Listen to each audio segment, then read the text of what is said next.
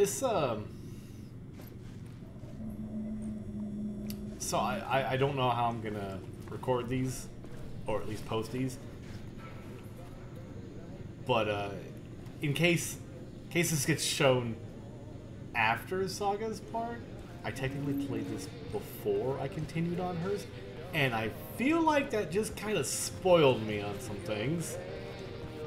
I'm not going to go into details about it, like I said, just in case, depending on how I post these. So in case this comes first, I don't want to spoil others if they didn't pick up on it. But I'm pretty sure I just spoiled myself on some things. Weak.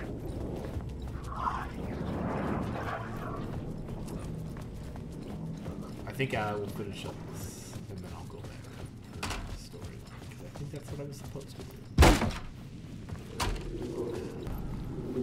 Parliament Tower was here, again. Zane said the manuscript of return was the key to escaping. Weak. I had to get it before Scratch did.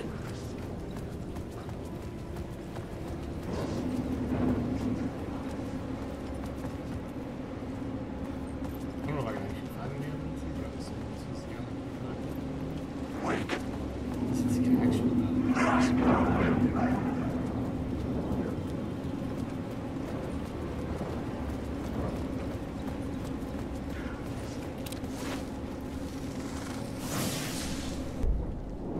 These are my words. The real words, secret words.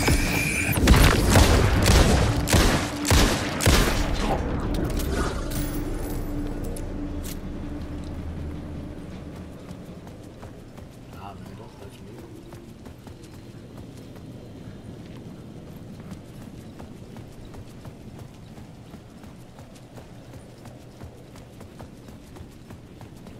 Ow.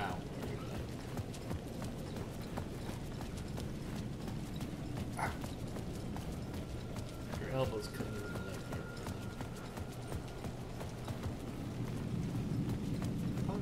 Like, is that really what I expected? It does. Let's change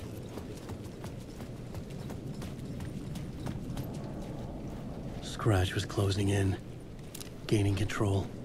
I couldn't let him escape the dark place. I had to keep him from Alice. I'm pretty sure.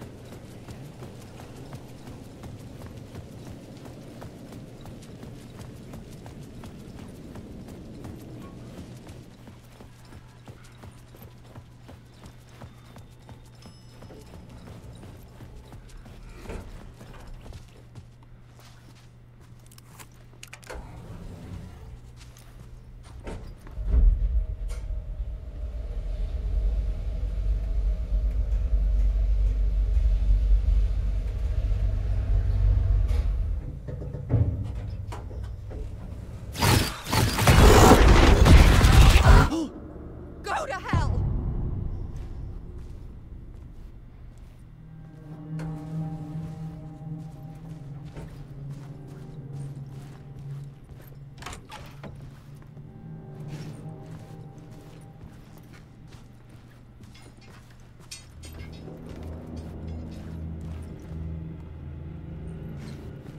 The apartment changed up again. For months after Ellen died, I didn't leave the apartment. I was flattened by the confusion, shock, the guilt, fear.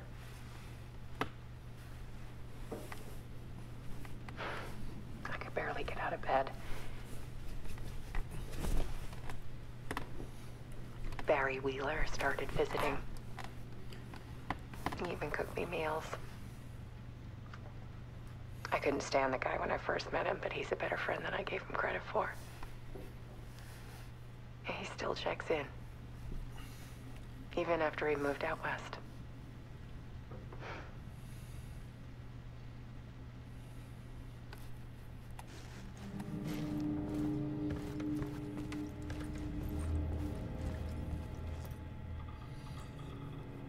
Hey, Alice. Everything... Oh, hang on. Let me try to do my best, Barry. Hey, Alice! Everything good with you back home? Just checking in. Tried to call you, but I couldn't reach you. You're probably just deep in your creative process. I know how you artists get when you're in the middle of your projects and everything. If you call me back and can't reach me, I'm doing whatever it is an executive producer is supposed to do. Still a mystery to me.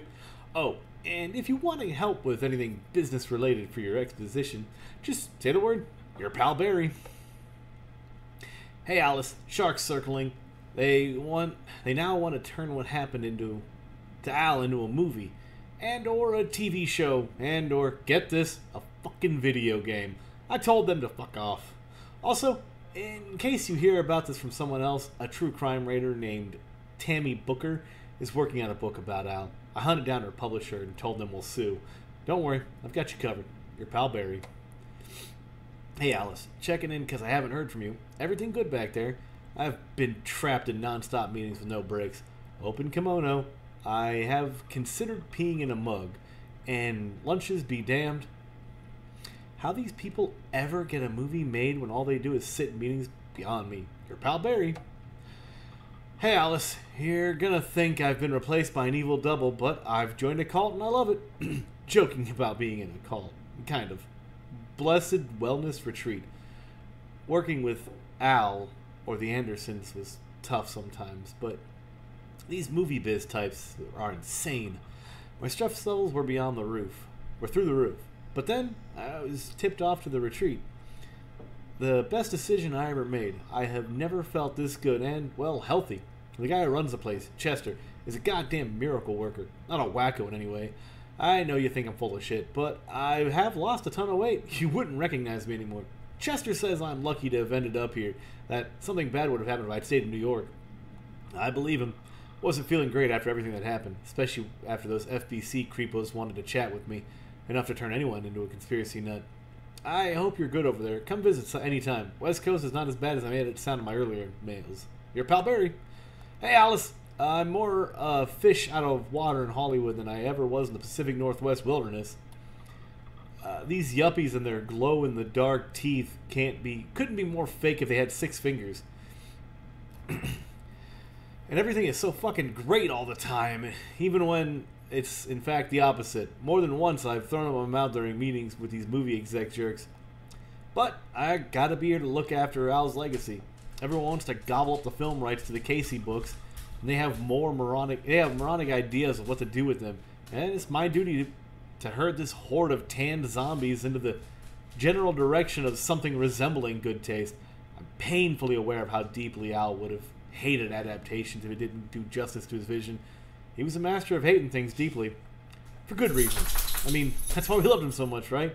Anyway, gotta hop on another video call now. Talked about casting. Your pal Barry.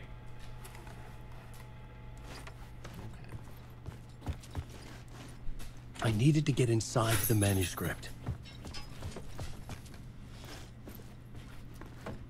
Alice had turned the bathroom into a dark room.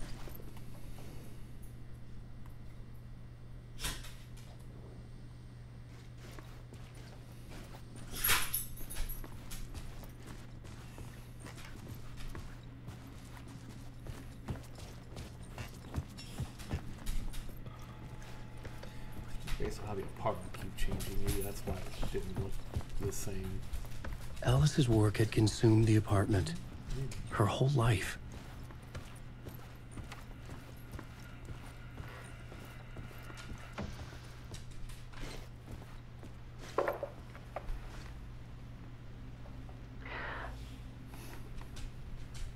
One morning, I saw a deer soar past my bedroom window. It was a balloon of some cartoon animal. And I looked out at the street below, and I saw a little girl crying. Like losing that balloon had just ended her whole world. It was the perfect image of the horror of caring. And that's when I got myself out of bed. And I picked up my camera.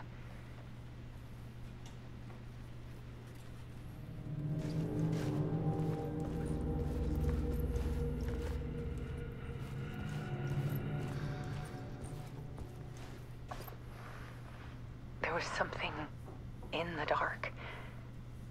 Something I needed to see, to show.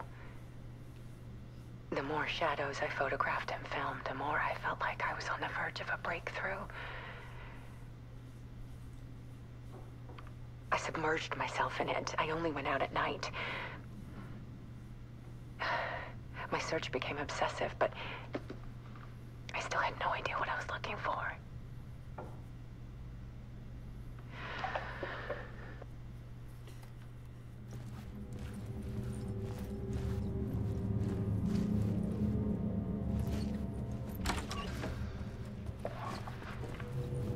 There's a world hidden behind ours. A dark tide ebbing and flowing against reality. Faces in the shadows. Fear of the dark is really just fear of what could be, that vast, paralyzing ocean. But photography can freeze reality in a snapshot, put a cage around the infinite and capture it. I need to prove those faces are really there.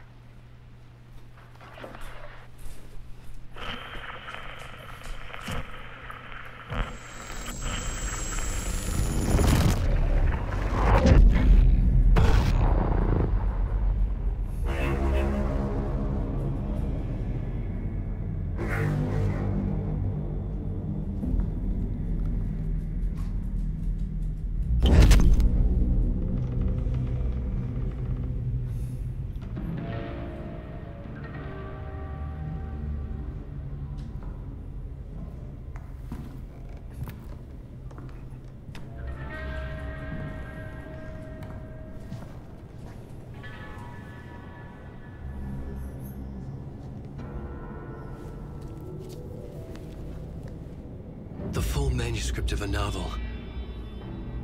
Return. A horror story about the dark presence escaping from the dark place, taking over Bright Falls. I couldn't remember writing it. I had not written it. I would never write this. I knew who had. Scratch. A monster with my face. If this story came true, Scratch would get out, people would die.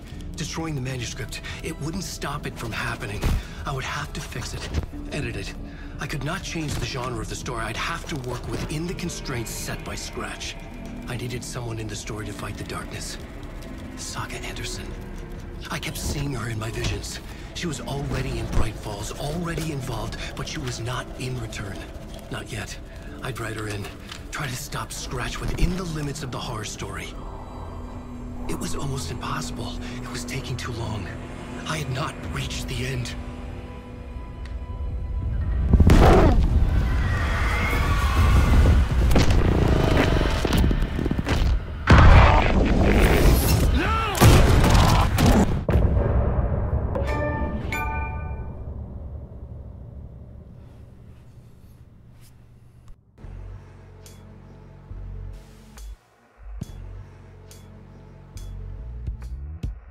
Some say that it moves forever, this road that I lose you on every time. Some say that it moves forever, this road. Some say that it moves forever, this road that I lose you on every time. Some say that it moves forever, this road. It's not meant for me. The meant only for you, I see. Wake up, it's only a dream on a winding road. Now that in my bed, in the dark chamber of my head, I flip you over until you bend this winding road. Don't you ever let me go. Forever